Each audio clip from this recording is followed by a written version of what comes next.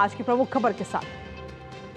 दिल्ली की Rouse Avenue court ने national Herald मामले में मनी लॉन्ड्रिंग के तहत दर्ज मामले में अपना फैसला सुरक्षित रख लिया है। कोर्ट अब 29 जुलाई को इस मामले में अपना फैसला सुनाएगा। दरअसल कोर्ट 29 जुलाई को यह तय करेगा कि सोनिया गांधी, राहुल गांधी सहित अन्य को समन किया जाए या फिर नहीं, आरोपी के तौर पर। साथ ही आपको यह भी बता दें कि ईडी ने मनी लॉन्ड्रिंग के तहत चार्जशीट दायर कर रखी है, जिसमें कई आरोप राहुल गांधी, सोनिया गांधी और अन्य लोगों पर लगाए गए हैं। दरअसल ईडी ने गांधी परिवार और अन्य लोगों के खिलाफ prevention of money laundering act यानी पीएमएलए की धारा 3 यानी मनी लॉन्ड्रिंग और धारा 4 मनी लॉन्ड्रिंग की सजा के तहत चार्जशीट दाखिल की है।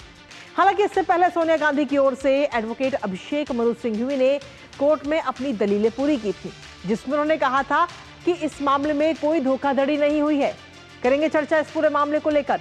उससे पहले आपको दिखाते हैं नेशनल हेराल्ड के इसमें फैसला सुरक्षित। तो सोनिया गांधी और राहुल गांधी की मुश्किलें कहीं ना कहीं अब बढ़ सकती हैं और 29 जुलाई को कोर्ट जो है वो अपना अहम फैसला सुनाएगा। 29 जुलाई तक के लिए यह फैसला अभी रख लिया गया है और इसके साथ ही आपको बता दें कि चार्जशीट पर संज्ञान लेने को लेकर कोर्ट ने अपना फैसला जो है वो इस वक्त सुरक्षित रखा है। दरअसल ईडी ने 751.9 करोड़ की जो संपत्तियां हैं वो भी अटैच की हुई हैं और अब जो चार्जशीट सामने है उसमें कई सारे आरोप भी ईडी की तरफ से लगाए गए हैं। और इस रिपोर्ट में सीधे तौर पर अगर हम देखें तो इसमें कई सारे नाम भी हैं इस पूरे मामले में। डॉटेक्स मर्चेंडाइज और साथ ही सुनील भंडारी का भी नाम इसमें शामिल है बताया जा रहा है। और मनी लॉन्ड्रिंग के लिए इस्तेमाल किए गए पैसे जो कि साजिश के तहत ट्रांसफर किए गए थे शेयर, ये पूरा मामला इस दौरान सामने है। इसके साथ ही आपको बता दें कि संपत्ति हड़पने के लिए कर्ज का इस्तेमाल किया गया है। नेशनल हेराल्ड केस में ये बात ईडी की तरफ से कही गई है। लेकिन इसके साथ ही आखिर नेशनल हेराल्ड को लेकर के क्या कुछ आरोप इस वक्त राहुल गांधी, सोनिया गांधी और तमाम उनके साथियों पर लगे हैं, एक नजर उस पर भी डाल लेते हैं। नेशनल हेराल्ड को प्रकाशित करने वाली कंपनी एजेएल के पास करीब 2000 करोड़ रुपए की अचल संपत्ति थी। घाटे में चलने की वजह से कांग्रेस ने उसे 90 करोड़ रुपए ब्याज मुक्त कर्ज दिया, जिसपे किसी प्रकार का कोई ब्याज नहीं लगा। साल 2010 में यंग इंडियन नाम से एक कंपनी बनाई गई और उसके बाद में इस कंपनी में सोनिया गांधी और Rahul Gandhi majority share holder नजर आए।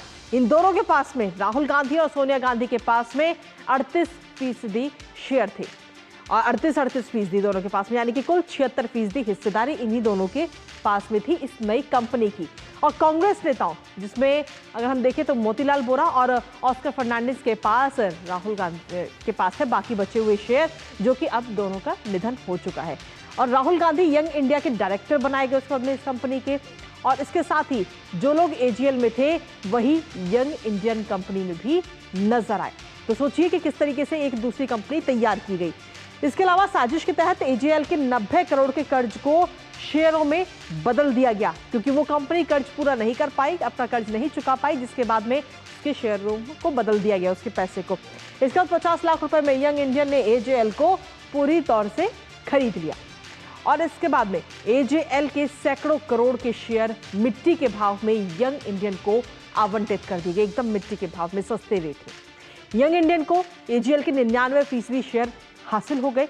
ये सब पूरी जो कहानी है वो चार्जशीट में दायर की गई है। इसके साथ ही एजीएल की सैकड़ों करोड़ की संपत्ति का अधिकार यंग इंडियन को देने के लिए ये पूरी जो आपराधिक साजिश है वो रची गई है, जिस पर कोर्ट अभी फैसला सुनाना है।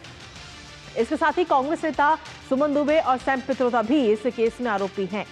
सोनिया गांधी और साथ ही राहुल गांधी के धोखाधड़ी भरे फैसलों से एजीएल के मेजॉरिटी और शेयर होल्डर्स को भी काफी नुकसान इसके जरिए पहुंचा है। एजीएल और यंग इंडियन की संपत्तियों को फिलहाल अभी तक ईडी जब्त कर चुकी है। हमारे साथ हमारे सहयोगी विकास साथी से जुड़ रहे, सीधा उन्हीं का रुख करते हैं। विकास, क्या कुछ ताजा अपडेट है आपके पास में इस पूरे मामले को लेकर, क्योंकि अब कहीं ना कहीं आगे आने वाले समय में राहुल गांधी और सोनिया गांधी की मुश्किल बढ़ती हुई नजर आ रही है। हालांकि 29 जुलाई को कोर्ट अपना फैसला सुनाएगी। बिल्कुल, देखिए सुनवाई पूरी हो चुकी है और अब इस मामले में कोर्ट को यह तय करना है कि क्या राहुल गांधी और सोनिया गांधी को आरोपी के तौर पर समन किया जाए या ना किया जाए।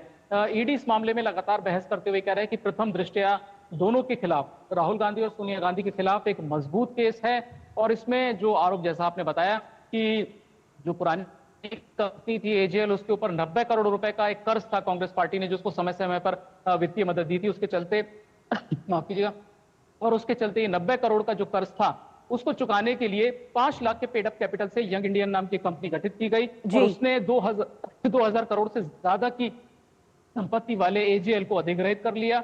इसमें एक शिकायत यह भी है कि एजेएल में जो शेयर होल्डर्स थे उनको ना सूचित किया गया, ना उनसे मंजूरी ली गई और उनकी जानकारी के अभाव में ये पूरा ट्रांजैक्शन हुआ। ठीक है, बहुत बहुत शुक्रिया तमाम जानकारी और अपडेट्स हमारे साथ साझा करने के लिए विकास सारथी।